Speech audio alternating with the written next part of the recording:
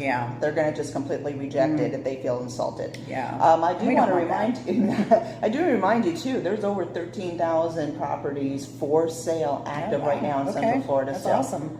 That's a lot to pick from. Yeah. So by saying, hey, I don't have anything to pick from, you may have to change your area a little bit, but there is a lot to pick from. And a lot of the major roads give it easy access to get places. So please consider different areas that you can look at.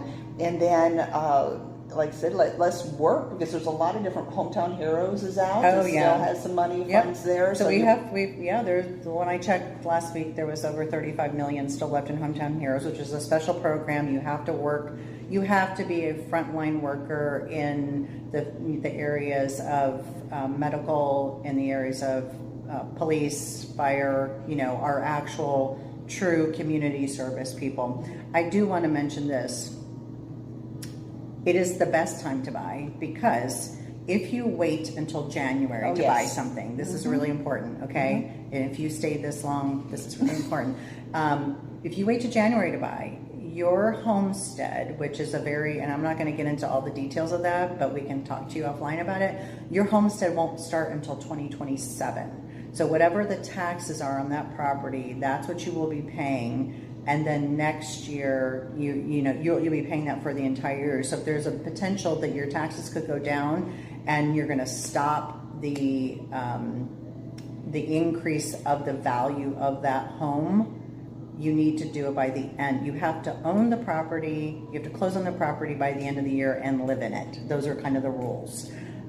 So buying before the end of 2025 and closing, yes, and everything, buying and closing by the end of the year, and living in the property, having utilities in your name are what make it your homestead. And then you have until, I'm going to say the end of February, because I never like to tell people March, because it's March 1. You're right. So it's the end of February, you have to file it, but as long as you own it and you're living in it by the end of December, now your taxes will change. So especially if you're a veteran, right? And perhaps you have 100% disability, which means you won't pay any property taxes in the state of Florida except for non-ad valorem. So a very, very small number, if you even have it.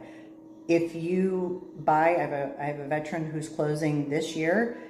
They have 100% disability. That means come January, and their taxes on the house they're buying are like $8,000 a year.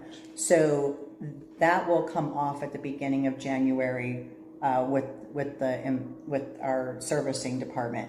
So that it can be a very big deal. So you always want to close, if you can, by the end of the year. And last thing I want to point out is that when you close, let's say you closed in November or December, you will always skip the next month. There won't be any mortgage payment. So whether you close November 1 or November 30, there's no payment due until January.